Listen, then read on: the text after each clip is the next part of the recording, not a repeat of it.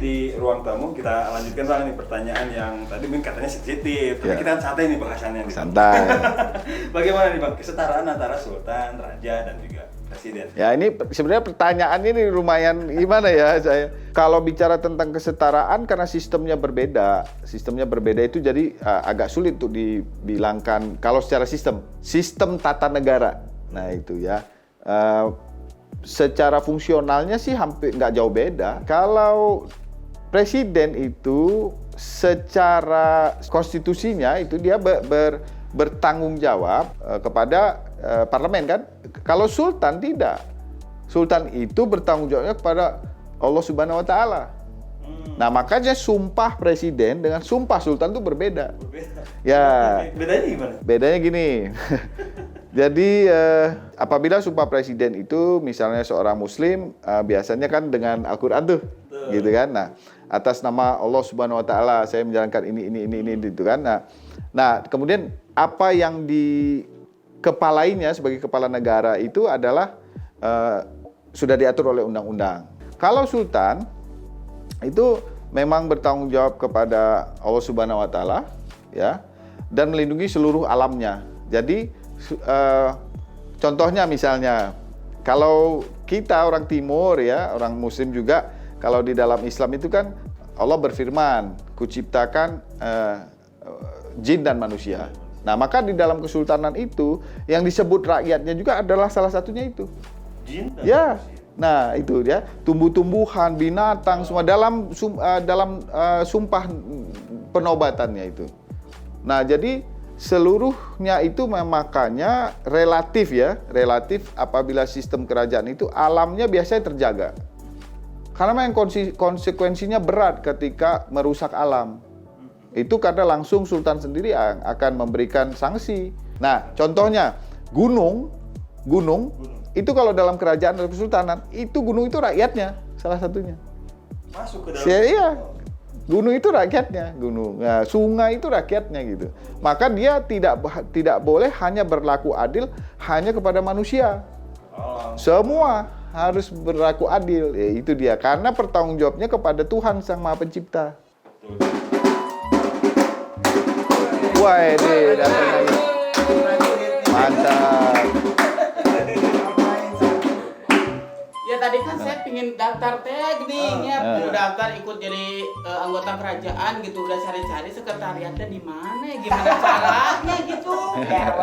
Ayah. Jadi simpatisan, gimana? Nggak apa-apa, jadi anggota bisa. Nah, karena mereka ini kan generasi muda nih, luar biasa. Coba lihat, meskipun kacamata Iron Man tuh. Ya kan? Jadi sebetulnya Kang Sarmin kalau mau bergabung dengan FSKN, kita punya departemen-departemen, artinya bidang-bidang. Misalnya di situ kalau Kang Parmin seneng nih budaya, silahkan bergabung. Karena kita harus berjalan beriring dengan masyarakat. Konteks ini harus bisa kita tidak dibedakan, tapi harus kita pahamin di mana kita meletakkannya begitu. Mangga tuh diminum lagi nih airnya. Nah, kudunya. Iya, No, maaf tapi bukan sembarang air putih, air suci dari air kerajaan. suci, wih, ini deh, wah mantap nih, wah, wis, saya enjoy dulu nih. Waduh, seger airnya, jadi dari pergunungan Garut. Jadi ketika minum ini, saya langsung bayangannya domba adu apa itu, apa namanya? Iya, domba adu. Nah, domba adu itu. Ada nih saya menanyakan sekarang tuh banyak muncul kerajaan-kerajaan baru kayak kerajaan ubur-ubur, kerajaan agung sejagat, dan kerajaan Angling Dharma, Sunda Empire. Nah itu statusnya tuh masuk ke forum ini nggak nih? Nah itu seperti dijelaskan dari Ketua Umum tadi itu, tentu yang masuk dalam forum silaturahmi keraton ini dia punya kriteria. Jadi selain dia siapapun yang mau masuk di situ silakan selama dia memenuhi syarat-syarat. Contoh salah satu syaratnya itu adalah situsnya harus ada yang dari masa lampau. Kemudian pohon keluarga tuh. Jadi maksudnya ini silsilah itu. Nah, jadi itu harus ada. Nah, tapi yang lebih penting adalah pemerintah itu mengeluarkan surat pemberitahuan tentang keberadaan ini. kita kan memang niatnya untuk bekerja sama seperti Ketua Umum menjelaskan sebagai partner pemerintah. Nah tentu legitimasi seperti itu, administratif seperti itu diperlukan untuk menjadi anggota FSKN. Kan kita misalnya nih emak saya ya pengen gabung sama kerajaan nih, takutnya gabung sama kerajaan yang tadi saya sebutin.